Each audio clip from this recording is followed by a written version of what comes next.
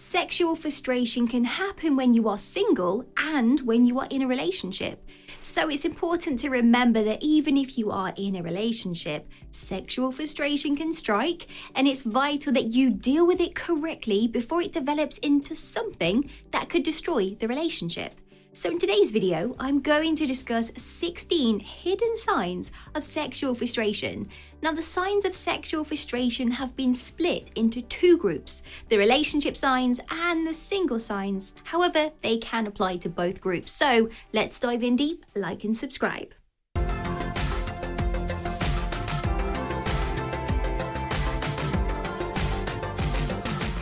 So let's talk about if you are in a relationship. The very first sign is you check out mentally. You are not mentally in the relationship anymore. You've completely checked out and you don't feel close to your partner and you feel as if that you have lost hope. It's not a nice place to find yourself in, and this is the time to have a conversation with your partner before things get any worse. Constant arguing. You and your partner are constantly arguing and it never seems to stop. Everything seems to turn into an argument. Sometimes when you find yourself arguing, you just need to have sex with them and get all that tension out. It can actually be one of the best times to initiate sex. Obviously, doing it in the right way, of course. Living through your friend's sex life. Before, you couldn't care less what your friend's sex life was. You thought of that as something very private to them. But now that you are sexually frustrated though, you can't stop asking them what they have been up to. You ask your friends that are in relationships how often they are having sex, and you ask your single friends what type of sex they are having. You are quite literally living their sex life because, well, you don't have one of your own. Frequently asking your partner for sex. It's the first thing to come out of your mouth in the morning and the last thing to come out of your mouth at night. You are always asking your partner for sex and they start to get really annoyed about it. They say things like, "It feels like all you want me for is sex." Now, sometimes it works, but most of the time it doesn't. Impatience. You consider yourself to be a person with patience, but suddenly it's if you have none. When your partner is not ready on time, you start to get angry. When you have to go shopping with them or do something that you don't like, you start to snap. You might even start being short-tempered with your wider family and friend circle. Leading arguments back to sex. Any arguments that you have with your partner, they often lead back to sex. For example, maybe they ask you to make dinner and instead you start arguing with them and telling them why they should make it. And you will find you are both going around in circles and you somehow turn it into an argument about you both not having sex. Your partner says, "Fine, I'll just make the dinner." Now, this is destructive behavior, and the faster you realize this, the faster you can correct it. Seeing only the negative parts of your partner. You used to think that your partner was the best thing to happen to you. Now you can only see the negative parts of them. Instead of finding them lovable, you find them really annoying and don't want to spend time with them. You start pointing this out to them, which makes them feel really bad about themselves. Starting fights for no reason. You find yourself starting fights with your partner for no reason at all. You both argue and then when it's over, you realize that it was over something that didn't matter at all. This is your way of getting your frustration out, but taking it out on your partner like this is only going to ruin that relationship. It's not a healthy way to deal with it. Giving up. You simply give up. You are not getting what you need from your partner, so instead of you working on it, you walk away. Sex, or the lack of it, is one of the number one reasons that married couples actually divorce, so it's no surprise that this is something that happens a lot of the time. There are many steps that you could take before you need to give up. Take a moment to remember that there is more to a relationship than sex, and there are ways around sexual frustration. It just requires commitment and a little bit of work. Okay, let's dive into the signs if you are single. You will find that you are engaging in unhealthy coping skills. You replace sex with drinking, drugs, and fast food as a way to cope. You need a hit of dopamine, which is that feel-good hormone that is released during sex, which is why you are reaching for these things to help you to cope.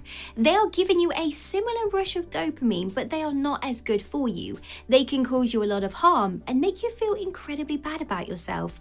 So put the junk food down and ease your sexual frustration. Increase in physical touching. You start touching friends more, even though you would have never done this before in the past.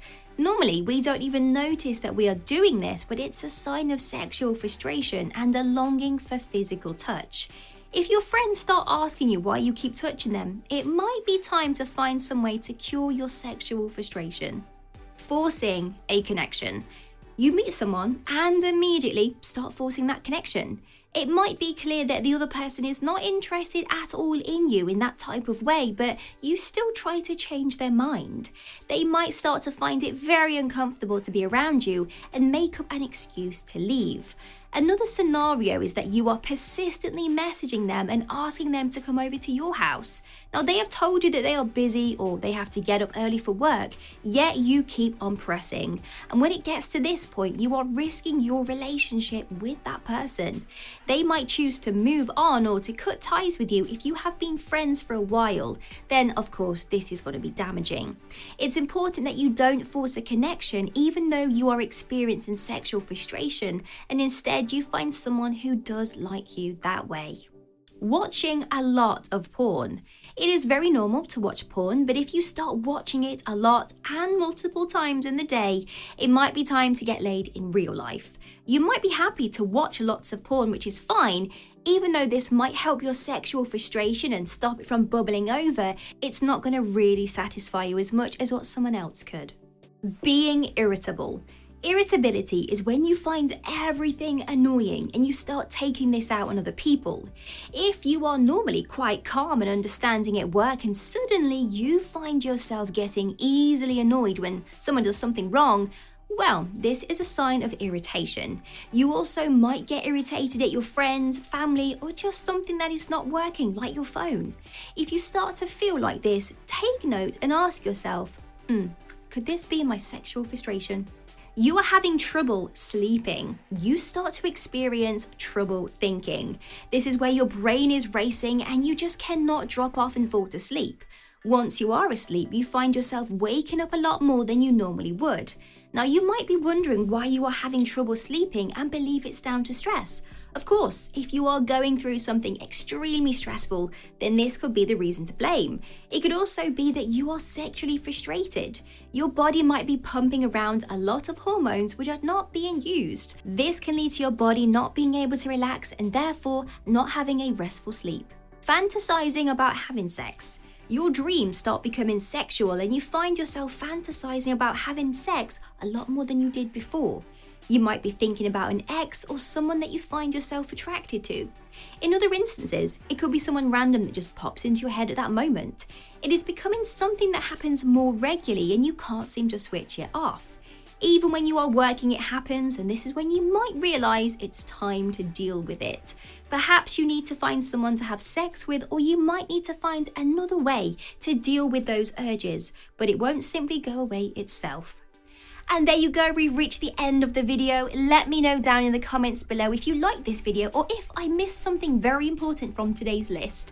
I hope this video has helped you gain a deep understanding of female psychology. Until the next video, like and subscribe. And if you want your name rolling up on this board like these people's names here, then all you have to do is click the link in the description bar below. Take care, bye bye.